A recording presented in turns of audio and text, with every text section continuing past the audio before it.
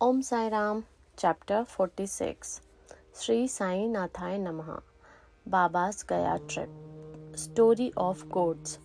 This chapter describes Shama's trip to Kashi, Prayag, and Gaya, and how Baba, in the form of his portrait, was there ahead of him.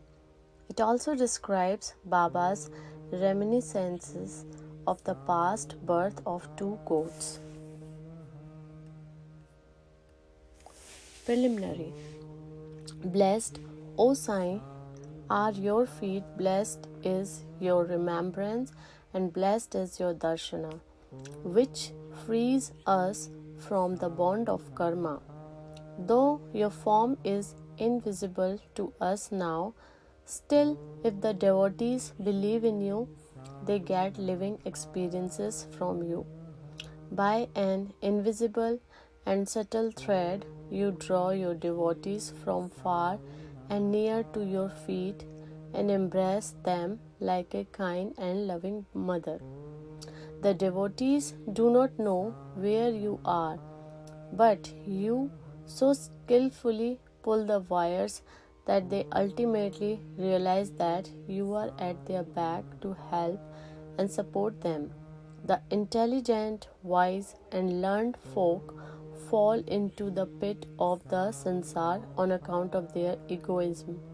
But you save by your power the poor, simple, and devout persons. Inwardly and invisibly, you play all the game, but show that you are not concerned with it. You do things and pose yourself as a non doer. Nobody ever knows your life.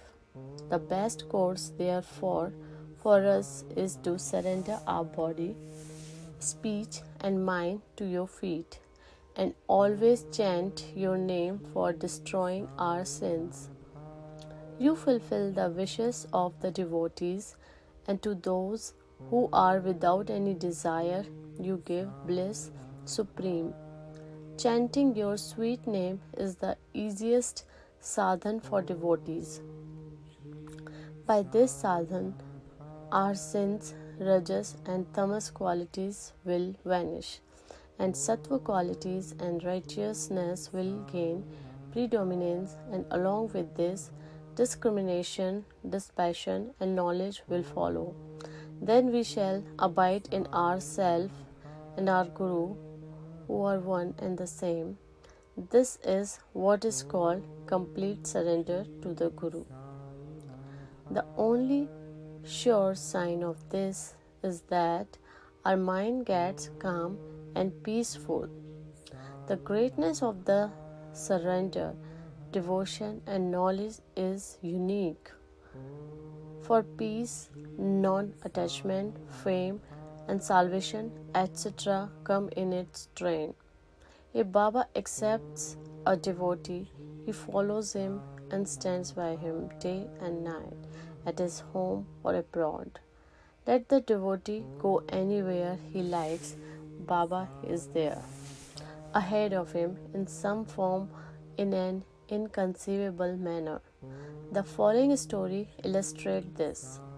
Sometime after Kaka Sahib Dikshit was introduced to Sai Baba, he decided to perform the thread Upnayan ceremony of his eldest son Babu at Nagpur.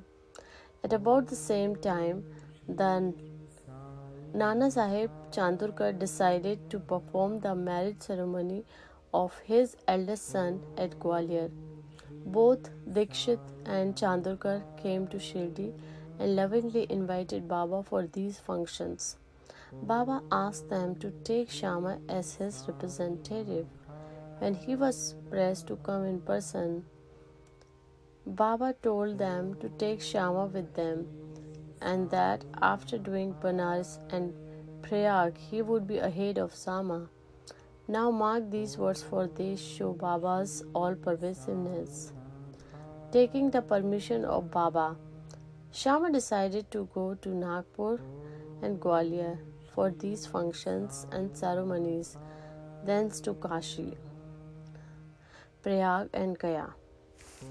Appa Khote made up his mind to accompany him. They both went first to Nagpur for the thread ceremony. Kaka Sahib Dikshit gave Shama rupees 200 for his expenses. Then they went to Gwalior for the marriage ceremony. There Nana Sahib Chandurkar gave Shama rupees 100 and his Vyahi relation Mr. Jathir gave him also rupees 100. Thus Shama went to Kashi and then to Ayodhya, where he was well received in Jathir's beautiful temple of Lakshmi Narayan at Kashi, Varanasi or Banaras, and in the Rama Mandir at Ayodhya by Jathir's manager. They, Shama and Khote, stayed for 21 days in Ayodhya and 2 months in Kashi.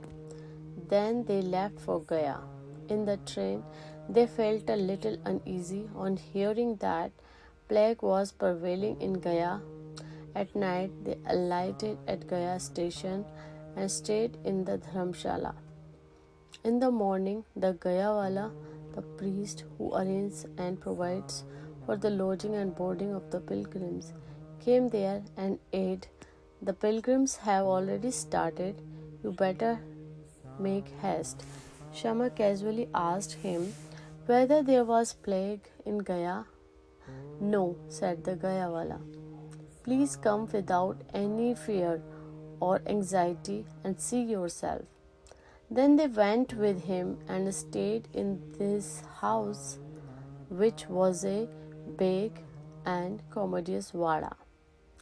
Shama was pleased with the accommodation provided for him, but what pleased him most was the beautiful big portrait of Baba fixed in the central and first portion of the building. Seeing this portrait, Shama was overwhelmed and with emotion. He remembered Baba's words, which after doing Kashi and Prayag, he would be ahead of Shama, and burst into tears. His hairs stood on end and his throat was choked and he began to sob. The Gayawala thought that he was afraid of plague prevailing there and therefore was crying. But Shama inquired of him whence he got Baba's portrait there. He replied that he had 200 or 300 agents working at Manmar and Pune temple for looking to the convenience of the pilgrims to Gaya, and from them he learned about Baba's fame. Then about 12 years ago, he went to Shri and took Baba's darshan. There he wanted Baba's portrait hung in Shama's house, and with Baba's permission, Shama gave it to him. This was the same portrait. Shama then remembered this former incident. The Gaya's Wala's joy knew no bounds when he learned that the same Shama who obliged him before was his guest then. Then they both exchanged love and service and were most delighted and happy. The Gayawala gave him a right royal welcome. He was a very rich man. He sat in a palanquin and made Shama ride an elephant and attended to all his comfort and conveniences.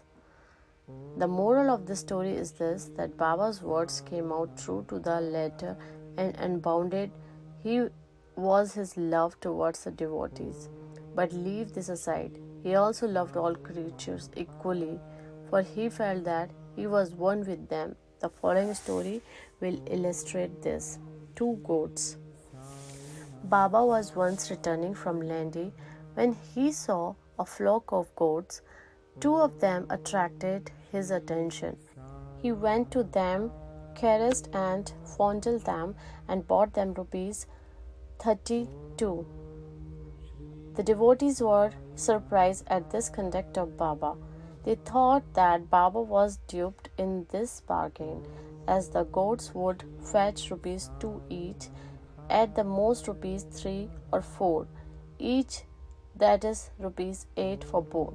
They began to take Baba to ask for this, but Baba kept calm and cool. Shama and Tatya Kote asked Baba for an explanation. He said he should not store money as he had no home and any family to look after.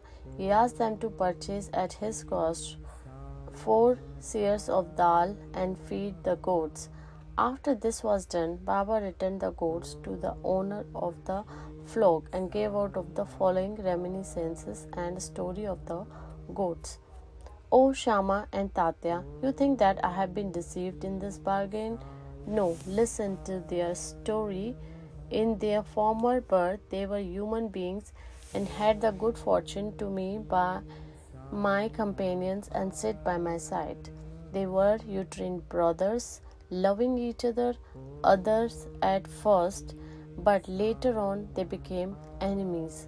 The elder brother was an idle fellow, while the younger one was an active chap and earned a lot of money. The former became greedy and jealous and wanted to kill his brother and take away his money. They forgot their fraternal relations and began to quarrel with each other. The elder brother resorted to many devices to kill his younger brother, but all of his attempts failed. Thus they became deadly enemies, and finally, on one occasion, the elder brother gave a deadly blow with a big stick on the latter's head, while the latter struck the former with an axe, with the result that both fell dead on the spot. As the result of their action, they were both born as goats. As they passed by me, I at once recognized them. I remember their past history. Taking pity on them, I wanted to feed them and give them rest and comfort. And for this reason, I spent all the money for which you reproved me. As you did not like my bargain, I sent them back to their shepherd. Such was Sai's love for the goats.